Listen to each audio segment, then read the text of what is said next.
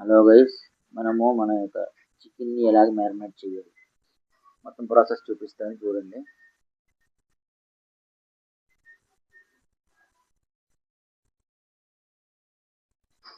ఓకేనా, చూస్తుండండి. ఇలాగా ఫస్ట్ మన యొక్క చికెన్ని ఇలాగ మనం దూరంగా తీసుకున్న తర్వాత ఫస్ట్ మనం వేయవలసింది సాల్ట్. చాలా మంది ఏం చేస్తారంటే ఫస్ట్ పెరిగి వేసేస్తారు. పెరిగి వేసిన తర్వాత ఏవే చేస్తారు. మనం చేయవలసింది ఫస్ట్ సాల్ట్ ఎప్పుడైతే మనం ఇందులో వేస్తామో, ఉప్పు అయినా ఇవ్వండి, సాల్ట్ అయినా ఇవ్వండి, ఏది మనం ఇందులో వేసినప్పుడు ముక్కకి ఇది కరెక్ట్గా అంటుకుంటుంది. ఫస్ట్ మనం సాల్ట్ వేయాలి. సాల్ట్ వేసిన తర్వాత నెక్స్ట్ స్టెప్ మనం చేయవలసింది ఏంటంటే ఇందులోని మనము కారం వేసుకోవాలి. అది చాలా మందికి తెలియదు. అందువల్ల ఏంటంటే మనం ఏం చేయాలి, దీన్ని కారం వేసుకోవాలి. చూడండి, కారం వేస్తున్నాను. మీ దగ్గర ఏది అయితే మీకు అవైలబుల్గా ఉంటుందో ఆ కారాన్ని మీరు వేసుకోండి. ఎంత అయితే మనకు అవసరం ఉందో మనం అంతే వేయాలి కారం. కారం వేసాను. కారం వేసిన తర్వాత ఇందులోని కస్తూరి మేతి, ఇది మాత్రం మనం పక్కా కస్తూరి మేతి అనేది మనం కంటిన్యూగా మనం వేసుకుంటూ ఉండాలి. కస్తూరి మేతితో అది ఒక ఫ్లేవర్ వస్తుంది, మంచి ఫ్లేవర్. నేను కూడా కస్తూరి మేతి చేస్తున్నాను. కస్తూరి మేతి చేసిన తర్వాత దీన్ని తీసి పక్కన పెట్టిన తర్వాత మనం దీనిలో చేయవలసిన పని ఏంటంటే ఇందులోని ఏవైతే మనం పచ్చిమిరపకాయలు ఏవైతే ఉన్నాయో ఆ పచ్చిమిరపకాయలు మనం వేసుకోవాలి. వేసుకుంటే ఇందులోని కొంచెం ఎలాగైతే మనకి ఫ్లేవర్ కావాలో, ఎలాంటి ఫ్లేవర్ అయితే మనకు కావాలో ఆ ఫ్లేవర్, మంచి ఫ్లేవర్ ఇందులో వస్తుంది. ఇది అయిన తర్వాత ఇందులో నిమ్మకాయలు ఏవైతే ఉన్నాయో నిమ్మకాయ వేయండి. ఇవన్నీ వేసిన తర్వాత దీన్ని బాగా మనం కలుపుకోవాలి. మనం చేయవలసిన పని ఏంటంటే దీన్ని ఎంత బాగా మనం కలిపితే అది అంత బాగా మనకు వస్తుంది.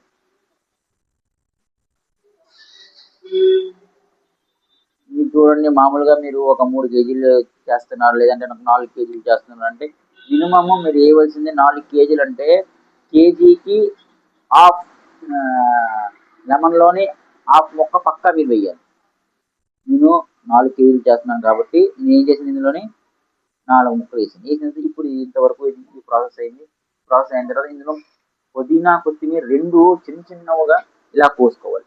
చిన్నదిగా కోసుకొని ఇందులోని ఎంత అయితే మనకు కావాలో అంత తీసుకుంటాం.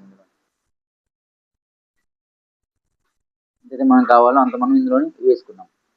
ఇందులో వేసుకున్న తర్వాత ఇంతవరకు మనం ఇది వేసుకున్నాం కదండి. ఇది వేసుకున్న తర్వాత అల్లం వెల్లుల్లి పేస్ట్ ఏదైతే ఉందో ఈ యొక్క పేస్ట్ మనం తప్పకుండా ఇందులోని వేసుకోవాలి. అల్లం వెల్లుల్లి చాలా మంది చేస్తున్న తప్పు ఏంటంటే అల్లం వెల్లుల్లి పేస్ట్ ఇందులో ముందు వేసుకోరు, తర్వాత మొత్తం అంతా అయిన తర్వాత వేసుకోరు. ఇప్పుడు కలపాలి దీన్ని. ఇప్పుడు ఏం చేయాలి, దీన్ని ఏం చేయాలి, మనం ఇప్పుడు శుభ్రంగా దీన్ని మనం కలుపుకుందాం. సరేనా? చూడండి ఎలా కలుపుతున్నాం చూడండి. మొత్తం ప్రతి ముక్కకి అంటుకోవాలి. చాలా మంది దీన్ని సరిగ్గా కలుపుకోరు, చేతితో కలపండి. చాలా మంది ఏం చేస్తారంటే చెంచాలతో గడ్డలతో కలుపుకుంటారు. దాంతో మీకు బాగా ఇదవ్వదు. ఇది కలుపుతుంటేనే అదొక మంచి స్మెల్ అనేది నాకు వస్తుంది. మీరు కలిపేటప్పుడు మీకు కూడా మంచి స్మెల్ వస్తుంది. ఇంతవరకు మనం దీన్ని కలుపుకున్నామా? ఇంతవరకు మనం దీన్ని కలుపుకున్న తర్వాత నేను బిర్యానీ గురించి ఒక మంచి మసాలా ఒకటి తయారు చేసాను, చూపిస్తాను. నేను ఇది మంచి మసాలా, మంచి స్మెల్ వస్తుంది. దీన్ని మనం ఏం చేయాలి, తీసి ఇలా వేసుకోవాలి. మనకి ఎంతైతే అవసరం ఉందో అంత మనం ఇందులో వేసుకుందాం. వేసుకున్న తర్వాత దీన్ని తీసి పక్కన పెట్టేసి ఈ మసాలాతో పాటు ఇంకొంచెం పుదీనా, కొత్తిమీర మనం ఇందులో యాడ్ చేసుకుందాం. ఇప్పుడు మళ్ళీ ఒక్కొక్కసారి కలుపుకుందాం. ఎందుకంటే దీన్ని మనం ఎంత కలిపితే మసాలా మనకి అంత బాగా ఇందులో రెడీ అవుతుంది. అర్థం చేసుకొని మసాలా అంత బాగా రెడీ అవుతుంది. ఎక్కువ ఏం వేయలేదండి, నా సీక్రెట్ మసాలా ఒకటే వేసాను. చాలా మంది గరం మసాలా వేస్తారు, చికెన్ మసాలా వేస్తారు. ఆ మసాలా ఈ మసాలా అవసరం లేదు. మీకు కావాలంటే నెక్స్ట్ వీడియోలోని నేను మీకు ఏ మసాలా ఏ రకంగా చేసుకుంటాం, మనం ఎలా చేసుకుంటాం అనేది నేను మీకు క్లారిటీగా చెప్తాను. ఆ రకంగా మీరు మసాలా చేసుకొని చేయండి, చాలా బాగుంటుంది. చూడండి, మనం చేస్తుంది ఇప్పుడు హైదరాబాదీ చికెన్ దమ్ బిర్యానీ. ఇంతవరకు ఈ ప్రాసెస్ అయింది. ఇప్పుడు దీన్ని మళ్ళీ కలుపుకుందాం.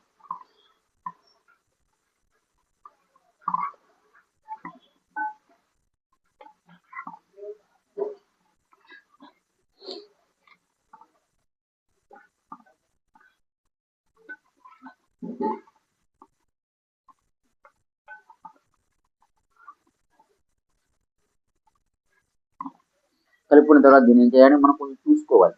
ఇది మనకి ఉప్పు సరిపోయిందా లేదా, లేదంటే మసాలా సరిపోయింది లేదా, కారం సరిపోయింది లేదా, ఒకసారి మనం చూసుకుందాం. ఉప్పు సరిపోయింది, కారం సరిపోయింది, దీనికి కావాల్సిన ఆల్మోస్ట్ రెసిపీ మొత్తం బాగా సరిపోయింది.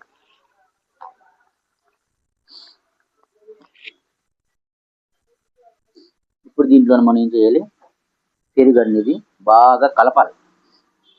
ముక్క ముక్కలుగా ఉంటే ఇది కరెక్ట్గా మ్యారినేట్ అవ్వదు. అందువల్ల దీని ఏం చేయాలి, మనం పూర్తిగా బాగా కలుపుకుందాం. 4 కేజీలకి 1 లీటర్, పక్కా 1 లీటర్ పెరుగు అనేది ఇందులో వేసేయాలి. కింద మసాలా మనకి కావాలి, కరెక్ట్గా మసాలా ఉండాలి అనుకుంటే ఇందులోని పక్కా మనము వేసుకోవాలి. తక్కువ వేయట్లేదు, పెరుగు చాలా ఎక్కువ వేస్తాం చూడండి. మంచి మసాలా ఉండాలి, ఇవన్నీ మనకు కరెక్ట్గా రావాలి అనుకుంటే దీన్ని తప్పకుండా మనము ఇందులోనే మనం వేసుకోవాలి. దీని తర్వాత దీన్ని మళ్ళీ ఒకసారి బాగా కలపాలి.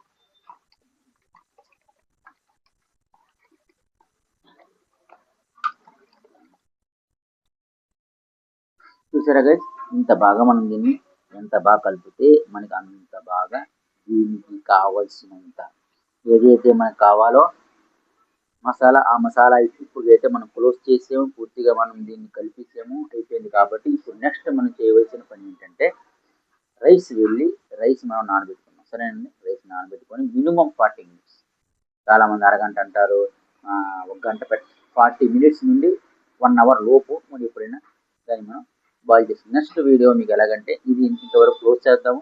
నెక్స్ట్ వీడియోలోని ఎలాగ బాయిల్ చేయాలి, ఎలాగ వేసి దమ్ ఇవ్వాలి, అదంతా నేను మళ్ళీ మీకు ప్రాసెస్ చెప్తాను.